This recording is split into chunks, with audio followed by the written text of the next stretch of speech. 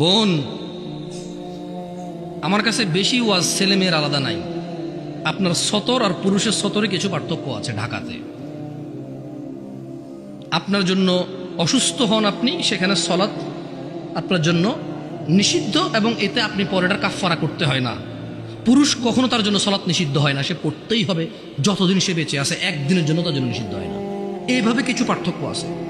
পিতৃ সম্পত্তি আপনি ভাইয়ের অর্ধেক পাবেন, এটা একটু ভিন্নতা আছে। আপনি মা হবেন ও বাবা হবে, এখানে কিছু ভিন্নতা আছে। এছাড়া পৃথিবীতে যত আমল ইবাদত আছে পুরুষ মহিলার প্রায় সমান। রুজি রোজগারের জিম্মেদার পুরুষ, মহিলা না।